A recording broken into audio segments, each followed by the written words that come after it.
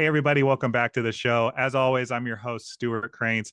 We have another amazing guest for you this week, but before I introduce him, please be sure to like and subscribe. Hit that little bell icon wherever you are catching this show. We want to make sure that as this show transitions into multiple episodes a week, you are getting updates on all of the amazing guests and messages that we have in store for you. But to jump right in and introduce this week's guest, he is somebody that is a mover and shaker in the Tampa Bay, Florida area. He is somebody that has been named to numerous 40 under 40 lists. He is a leader in the construction industry and has built his own business from the ground up, Tomco Solutions. And I am super excited to invite Tommy Whitehead on the show. Tommy, thank you for being here today. Stu, it's absolutely my pleasure. It's always great to see something pop up in my inbox and ask for a podcast interview. I love getting out and meeting new people. Yeah, no, and we wanted to have you on the show. My show is your inside track to success, as you know, and you're coming out with a book, Building Success, a toolbox for coming out on top. So obviously a lot of synergy there. I would love to hear a bit of the backstory for how and why you got into the construction industry. I feel like with all of the stuff we see on Instagram, all the stuff we see on social media, people don't think of the construction industry as a business to get into or a career path these days. So I'd love to hear a bit more about your journey and we'll go from there. Sure. Well, let me start with this.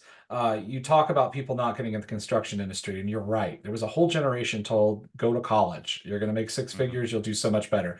Well, a lot of us listen to that. Too many of us listen to that. Not enough people went into the trades. We are losing 40% of the construction workforce in Wow. 5 or 6 years. We do not have enough people to replace them. Right now, a plumber can bill at the same rate as an average attorney. Wow. That is insane.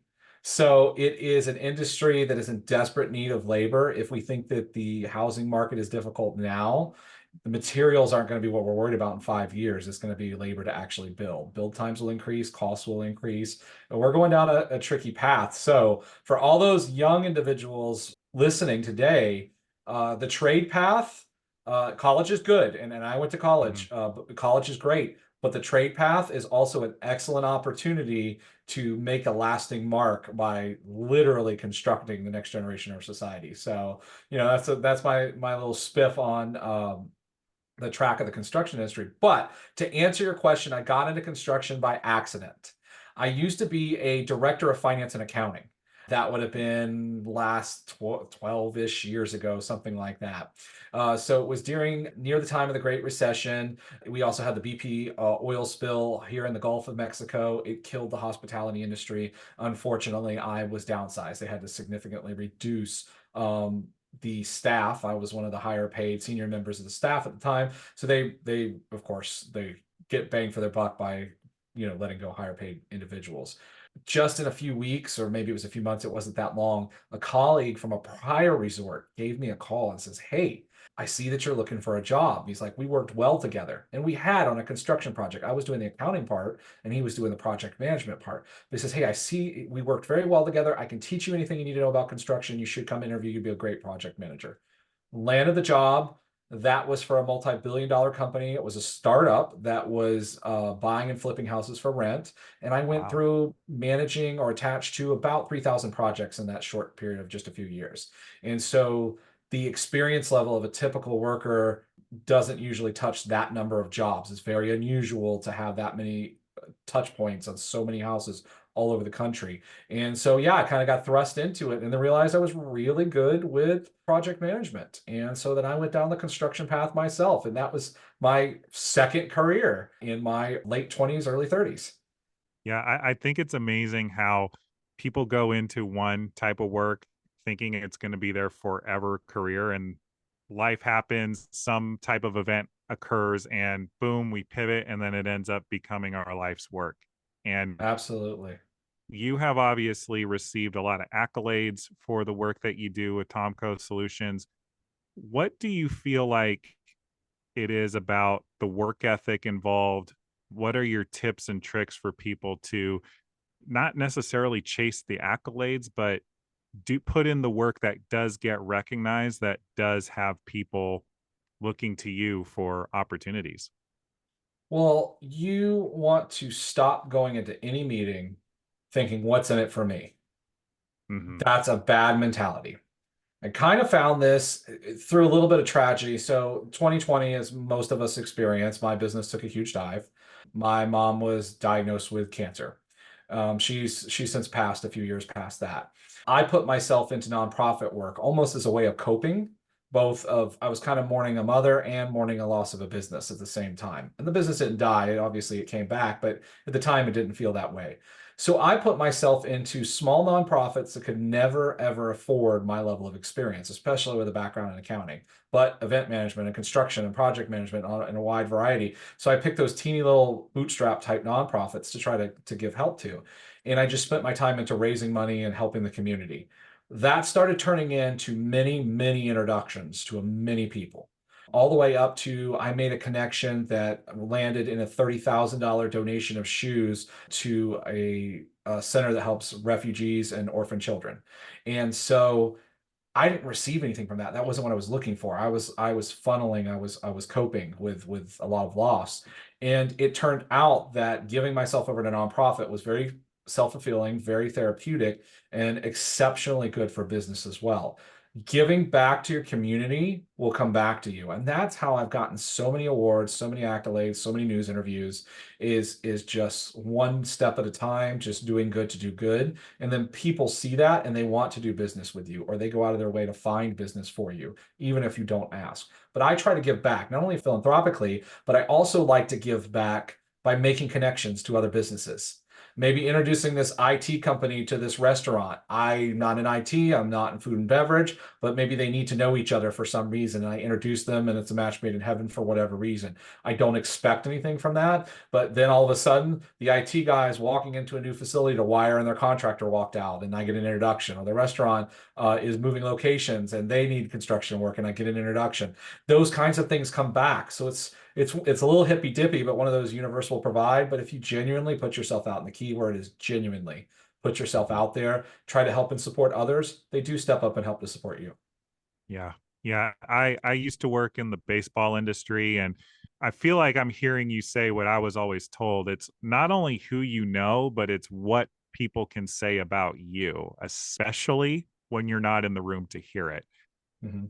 Do you feel like there are any other instances where the relationships that you've created on your journey have paid dividends in ways that you never could have anticipated? I do. So this just popped up today. It's good timing. I had Love an it. invitation to speak at a housing authority board meeting, which that's pretty cool right there.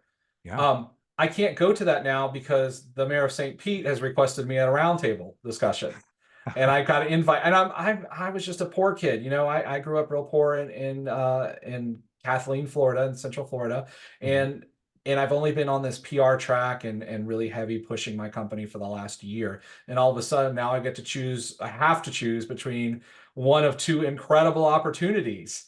And I never thought. So I had some people tell me, hey, Tommy, step back on this date and think this was the day you went from, oh, who's Tommy, to you got two amazing opportunities to speak. Which one do you choose? And so it's very humbling because I never thought I would be in this type of position. But it goes to show if you put yourself out there, try to give others, it does come back to you. It does work. I like seeing other people succeed. Yeah. I like helping other people build their own success. And that's a joy to me. It really is. And I think it shows, and I think people resonate with that, and that's why they go out of their way to try to help me. Yeah. Yeah, and I wanted to touch on something you mentioned. You said it very quickly, but talking about not having a lot growing up, a rags to riches story, if you will. What is it about having more humble beginnings that you feel like set you up for the success that you're enjoying now?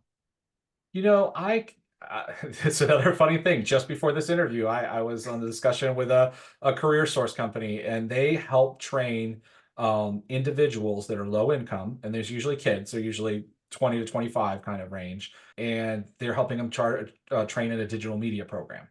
And one of the things they want to say, well, you want to be careful with this and you want to be careful with that. And these kids are, 120% below area mean income. They're Mhm. lower income, and this is an opportunity for them to get a job, get trained. And I said, don't worry about that. I grew up that way. I understand. My very first suit was from Goodwill. That's the only thing we could afford. Mhm. My dad was there, but not super involved. He'd never put on a tie in his life, I don't think. I had to learn on the internet how to tie a tie. I lived in a mobile home, we had food insecurity. My senior year of high school, I skipped a year, I skipped my junior year in high school, did my senior year, did a full senior year and worked 45 hours a week so I could help bring food home. I Wow. know what it's like to be in those positions, and I know people had it way worse than I did. And so when I see somebody and I know that they're trying and they have that ambition, I can help them find nicer clothes. I can help them find a better job, but they've got to want it. They've got to Mhm. stop blaming society, stop blaming their parents, stop blaming whatever else, and do what I did. You got to force yourself to think bigger, think better, and you will become better if you give yourself over to it and you try. So to go back to your original question, the humility that I have is because I have this lingering fear, and I think it'll be with me for the rest of my life that I could go back to be in that spot at any time. Now, the likelihood of something being pulled out underneath me is unlikely, but I've talked to people that had staff of 1,000 and now managing 11 after COVID. Wow. That Yeah. very successful people having everything pulled away from them through nothing that they did. So I always think about that. So I stay humble. I'm not the kind of guy that wants the huge roadster sports car. I don't want this fancy stuff. It's just not my personality. And I have opportunities and exposure to a lot of things, but it's just I still feel like, hey, having going fishing on the pier and sneaking a little bit of booze out so you have an enjoyable day. I don't want to say fishing, it's feeding. I feed the fish because I never catch anything. But keeping some of those humble beginnings is just who I am, and it's outstanding. And I think it makes me approachable to people because if you grew up in a mobile home and flip flops like I did, or if you grew up with a silver spoon in your mouth, if you treat people with respect, you're cool by me. Yeah, and I know that you and I are just getting to know each other, but I feel like you exude a lot of humility. You obviously know your stuff, or you wouldn't be in the position you are now with your business and with this book coming out. But it's also keeping that level of groundedness and who you are and what you authentically want, and not chasing the Maserati or whatever you see on Yeah. Instagram that, I think keeps us both hungry and focused and humble is what I'm hearing you say.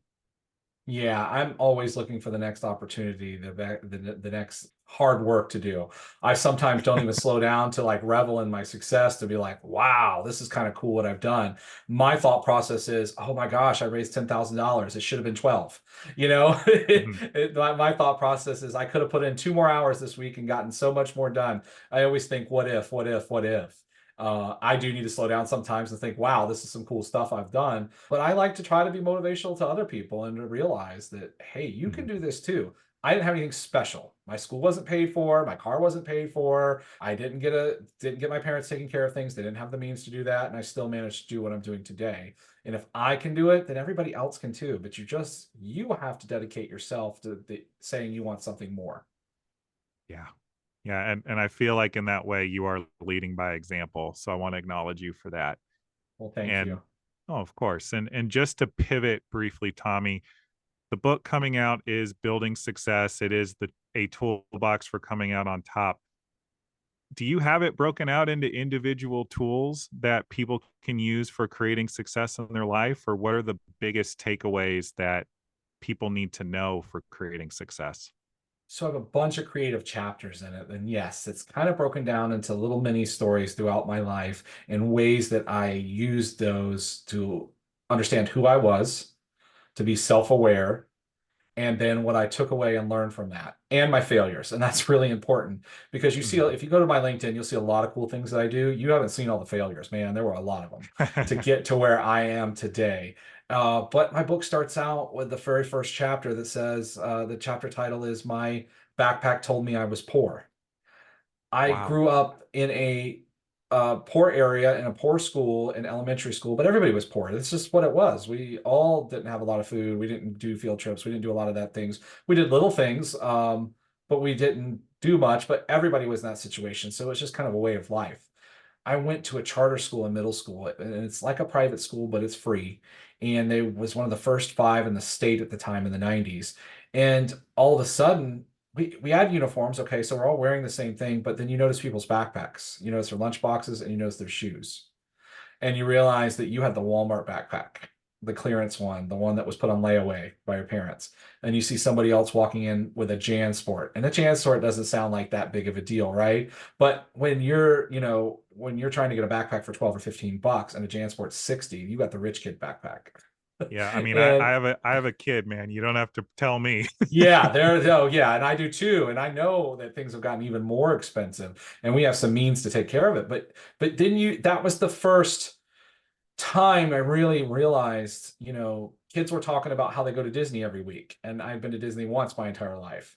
They're talking about the getting on a plane. I never even been on a plane. I didn't get on a plane until I was 15 years old, I believe. I barely had left the state before.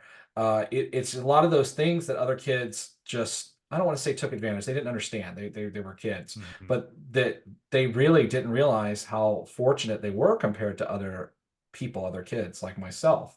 And they weren't mean. Most of them weren't mean or hateful about it. That's just their way of life. It was normal.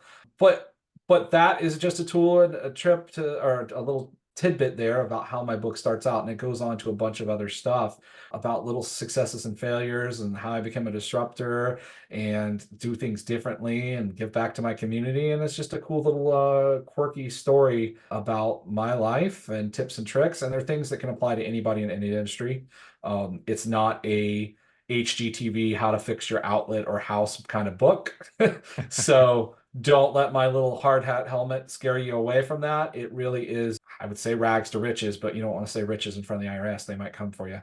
Um, rags to middle income kind of book. uh, but it's just a stupid, funny, inspirational story, and I hope that people get something out of it and don't feel embarrassed about their failures. I was embarrassed by my failures for a long time, and now I'm like, it is what it is. Yeah. You talked about the LinkedIn profile, how you have a lot of successes and we don't see the failures. I mean, that's Mhm, true for anybody. You mhm. look at my LinkedIn, you're only going to see the highlights. What are maybe one or two of some of the failures that in hindsight you're like, yeah, maybe that was a good thing that didn't work out? And what did that teach you? I will tell you that after I lost my job in that first construction management company, they had stopped acquiring. It was coming. I got let go. I was terrified and ended up starting my own construction company with a partner. That didn't work out too well. I didn't get to know my partner well enough. It didn't make money for a year and a half.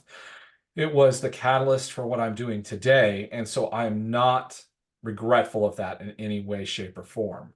Mhm, But not knowing my partner well enough and what his goals were mhm, drastically impacted my life, and that caused issues.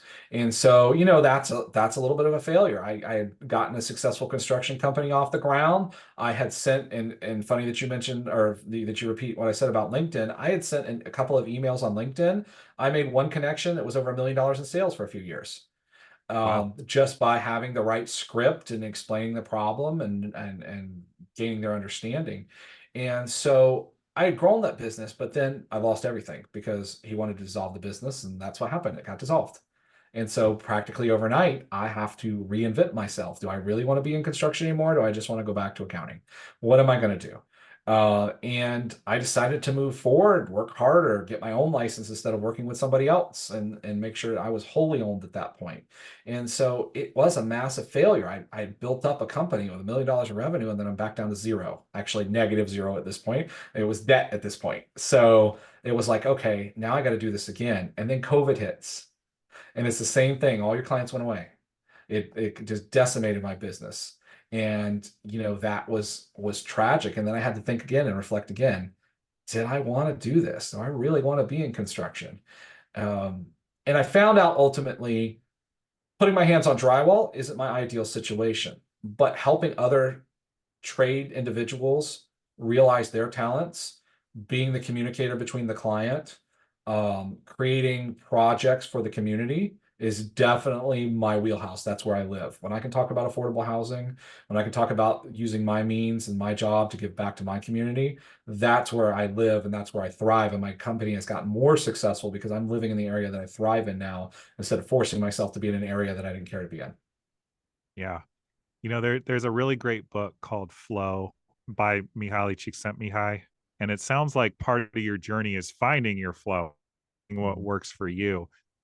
Do you have any suggestions for folks on figuring out what is for them and what isn't for them as they're pursuing their own paths? Sure. First of all, after reading my book, because you definitely got to read my book first, read 10x is easier than 2x. It's a very, very good book, and it's really one of those mind changer type books that says that you need to focus on what you're best at. 80% of your day is garbage that you don't need to do because you hate doing it and it drags you down. And it might be very important stuff. Don't get me wrong, like accounting was never a drag on my day, but most people accounting is the bane of their existence. You'll spend 10 times the amount of time that any other professional would on your accounting. That takes away so much time from you going your business. It takes away from the space that you love in your business.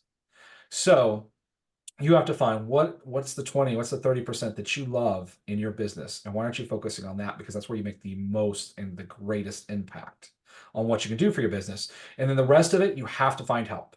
And every entrepreneur, just like me, says I'm the only one that can do it. But you know what? You want to humble yourself.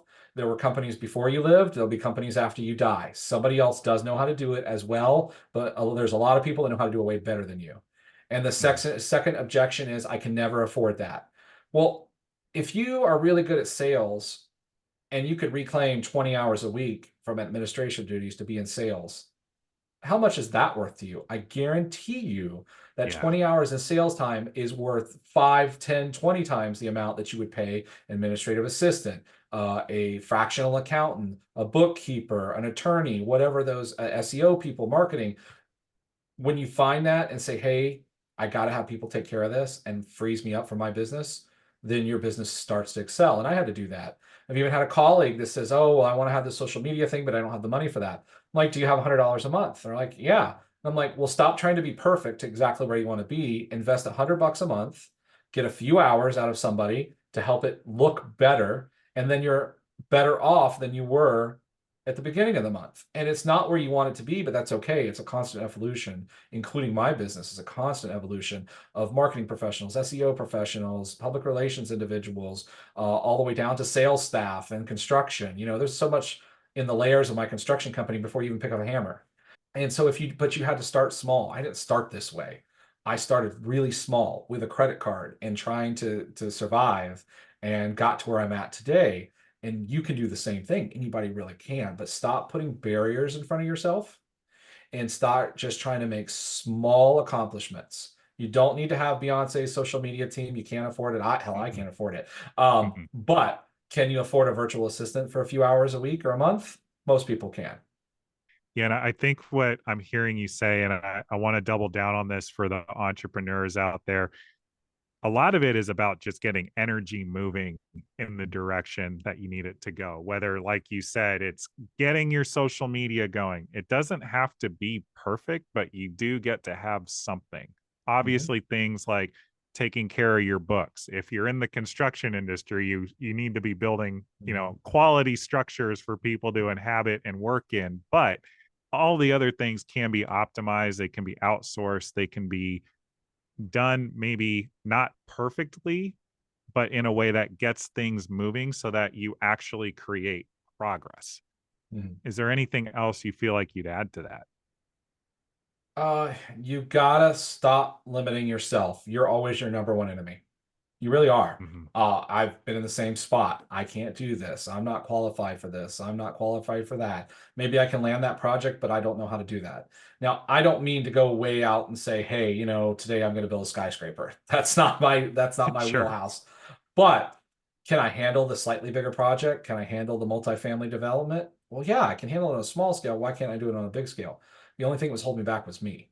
If you go in there and you know that you can do it, You have to convince other people that you can do it. You have to be positive. You have to recruit your team, get those professionals around you that can help you.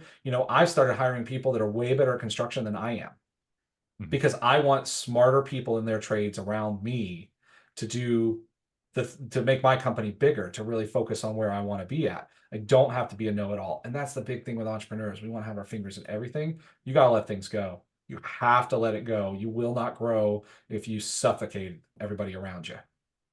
So that is a point that I want to make sure we touch on a little bit more. I feel like you're describing almost the death of the ego or like your own ego. So, yes, you want to have your hands in all the things, almost like an octopus. So, you want to release control, and it requires a lot of letting go of your ego and needing things to look a certain way. What has supported you in that process in such a multifaceted industry as construction? I had to have a lot of mentors, a lot of friends, a lot of colleagues say, "Hey, how are you doing all this? You can't do this. Maybe you should try sleep. It's great." Um, so so I started very slowly letting go in areas, and it's a trial and error thing. You have to train yourself. You really do.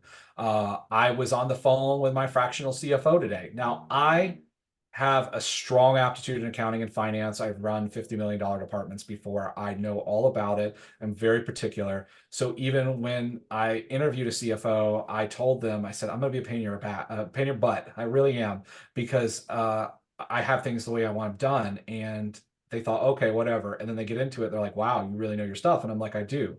But as much as it pains me, and that's the one thing that I absolutely cringe on, and I still have problems with, is letting go of my accounting and trusting that the process is going to work, because the person I hired is highly skilled. He's very, very good at it. His Mhm. company's good at this. But to let go of that is painful. It literally, like, right in the gut. To let go of something that's so integral. Everybody loves letting go of their accounting, but I've seen so much fraud happen in it that I'm just paranoid that I'm going to expose myself and then I'm done. I'm gone. Um, but it's slowly trusting somebody else. Get to know them, verify their references, check on their accreditations or skills, slowly let your hand up. But this is the biggest thing for me. Acknowledge that you're uncomfortable. And if you're dealing with a vendor, not that you're uncomfortable with the vendor, but you're uncomfortable with releasing the task, acknowledge that too. And I've told my CFO, I got to let you know, I have an extreme level of anxiety about turning my accounting over to anybody. I said, I know I have to. I can't focus on speaking in public and writing a book and being on podcasts and running a company and doing all this and have time to sit there and go through my trial balance. I can't do it. I have to let somebody go. But I told my vendor, I said, I have anxiety. It's not you, it's me. I promise. But when you acknowledge it, you can put it in a box, you can confront it, and you can start to get rid of it. How has ceding that control amplified your impact? Quite a bit, actually. It's given me more free time. Instead of spending a day a week behind the scenes doing the accounting stuff, that's a day a week I have free to go to an extra conference, to go to an extra networking meeting, to host something, to work on the $2.4 million project instead of the $50,000 project. Those kinds of things have really loosened me up and allowed me to get to where I need to be. And it's always a work in progress. With every division of my company, everything I'm doing, it's going to be a work in progress, but it's so much better than where I was 6 months ago, because now I know it's being taken care of by somebody who has the skill set to do it. Yeah, and folks, if you're listening to this, you might not be in construction, but I guarantee you that there are areas of your life that you can either relinquish control or just ask for support on. It could just be asking your spouse to help with the dishes so that you Mhm. can free up a couple extra minutes to get that one-on-one time with your child. Whatever the case may be, what Tommy's describing here is applicable to you. Tommy, I want to make sure we jump right in. The book is coming out on June 1st, but tell us about the launch and what you have planned for folks. So, just like I'm going to practice what I preach, right? Where you think bigger. Was just going to do a small little get together with some friends just to have fun. June 1st is my 40th birthday. So it's a big, big one for me. And the book launch, was timed specifically for that. So I thought, let's have a small party. And I'm like, no, no, let's do this up. Let's do it bigger. So what was a small little party has turned into a 3-day extravaganza. for my sponsors, I'm actually having sponsors of the event. They get to go to the Florida Aquarium. We're taking them behind the scenes. We're going to go dive in the tank. We're taking a custom Love it. chocolate tasting experience. We're going to a 100-year-old restaurant to have dining. We're going to go to the Tampa Club and have a nightcap at the 42nd floor overlooking the entire city at night. On Saturday, June 1st, the main event is going to be a vendor fair, a pitch competitions for other businesses. I've got panelists. I have 12 panelists and 4 moderators right as of right now, including a couple of speakers. And these are community leaders from all over Tampa, from very large companies and some of them international companies that are coming to speak at my summit, the Building Success Summit. We're going to have an open bar. We're having gourmet food trucks, and then we're going to close out the night with a live shadow cast of the Rocky Horror Picture Show. Love it. And so that's going to be crazy. And then we're not done. On Sunday, we're doing downtown Tampa, a dockside yacht party. And we are doing yacht tours. We're having a cabaret brunch. And for those lucky sponsors, we will do a sunset sail as well. But the tours, I love this. One of the yachts, the stateroom was designed by Versace. They're beautiful, beautiful vessels. So we're not talking your booze cruise kind of thing. They're smaller. Mm-hmm. I don't want to say smaller boats. They're almost 100 feet each. But they're not, the barge at Disney World by any means. These are high-end luxury yachts, and it gets people an opportunity to step onto one of those that would never have had the opportunity before. I really want my summit to be motivational for other people to build their own success. And Tommy, how do people get more information on how to attend, get a ticket, be a part of not only the festivities, but the opportunity to meet others? So buildingsuccessevent.com. That's buildingsuccessevent.com is the best place to go to find all the information on the panelists, the tickets, sponsorships, vendor opportunities, all of that. To find out more about my book, you can go to that buildingsuccessevent.com. But if you want to connect with me or find a little bit more about me, you can go to tommywhitehead.com. Either one of those websites will get you to the same place if you want it to. And it tells you a lot more about who I am, what I've done, pre-sales on the book, and especially about the Building Success Summit, which is going to be a killer party, but not just a party. It's actually going to be a meaningful networking event where you can have a shared experience with other professionals and make real connections. And that's something I've always excelled at, is making those real connections, not just wine and cheese at an after hours networking event that most of us have been at, but to actually share a common experience of something very unique. And that's what I wanted to do to get people in that entrepreneurial spirit as they're getting exposed to my book. Yeah. Yeah. And folks, we're going to have all of this information made readily available in the show notes, in the descriptions, wherever you're catching this episode, no matter the platform. So if you are in the Tampa area, but even if you're not, even if you just want to rub shoulders and meet some amazing people, be sure to give Tommy a follow, attend the event, get the book by all means. It is coming out on the 1st. I've already placed the order for my copy. When it comes out, it'll come straight to my Kindle. Tommy, I know we only have a couple of minutes left, but is there anything else that you want to leave the listeners with today? Absolutely. Everybody's entrepreneurial journey is different. We only read about the Steve Jobs of the world, the Bill Gates of the world, the Zuckerbergers of the world, but Zuckerberg, he was failing college. He was a dropout. All right. You don't really get into the disparities. We all know about Oprah. She went from talk show host to author to owns her entire network now. A woman so wealthy, she has her own network. She grew up in poverty, victims of abuse.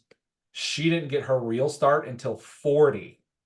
So I kind of look at myself as, hey, I'm a year ahead of Oprah. So it's never too late. And I know it sounds cliche, but it is never too late to get started. It's okay to make mistakes. Don't hide from them, own up to them, and seek help. There's nothing shameful for finding people that are doing what you want to do and asking for advice, and finding people that are doing things that you don't want to do and asking them to take over so that you can be the best at what you want to do. You cannot do it by yourself. And if you look at somebody's LinkedIn, their Instagram, it all looks like we're doing it by ourselves. We're not. We are not. have a massive team behind me helping me to showcase what I'm able to do. I would have never been able to do what I was able to do without my team and without my family. So you're okay. You're fine. You're going to get there. You just have to believe in yourself and keep going. Amen to everything you just said, Tommy. And really, I have one final question I ask every guest, but something I want to ask you. What is the impact you want to have on with your time here on this earth? So I will tell you, everybody asked me, how did you do it this last year? What motivated you? You went from nothing to running 200 miles an hour. And that was just from 39 to 40. Um, what's next? I'm like, 39 to 40 was a roadmap for my 40s. It was the plan that I laid out for the next decade. My objective in the next decade is to have self-fulfilling companies, self-sufficient companies, so that I can step out of a day-to-day and go and serve on a bunch of nonprofit boards, hopefully small bootstrap nonprofit boards that could never afford me, do that service for free, probably kill myself harder than I would in my for-profit business, and enjoy every moment of my life from 50 all the way until I die at 127. Um, and I want to see other people succeed and help, and I don't see it as a competition because a lot of people can be successful. It doesn't threaten me at all. I'm very comfortable with what I've done and what I can do. But yeah, that my ultimate goal, my ultimate impact is to help a kid sleep better at night so he can grow up to cure cancer. Help a little girl get into science and reseed the coral reefs. I don't know how to do all that, but I'm damn sure going to keep trying. Oh, so good. So good. Tommy, I get lit up when I hear people's visions. So thank you for indulging me on that one. And I know that you've lit a fire under some of the listeners' butts to get out there and get after their own dreams. So the final question, I do wish we had some more time, but the final question I have for you, I do ask every guest, what are you acknowledging yourself for today? I made it to 40. Well, not quite. June 1st, I will. But I made it to 40 and I wrote a book, a real book, not a chat GPT little novel, not a disorganized fake whatever, not a couple paragraphs. I wrote an actual book that is over 35,000 words. It's real and it shares my story and it shows my vulnerabilities and it tells other people, hey, this is all the things I did and you could do even better. And that is something I'll have with me forever. And that's incredible for me. I love that. I love that so much. And folks, again, be sure to get the book. It's available on Amazon. Check it out. I've already ordered it. Be sure to catch it so you have it by June 1st when it comes out. And check out the Building Success Summit if you are able to make it, or even if you want to stretch yourself to get there so that you can be a part of the energy, a part of the launch, and meet some people that are up to big, big things in the world. And folks, as always, this has been another episode of Your Inside Track to Success. I'm your host, Stuart Cranes. We'll be on next week with another amazing guest or message. We'll see you there.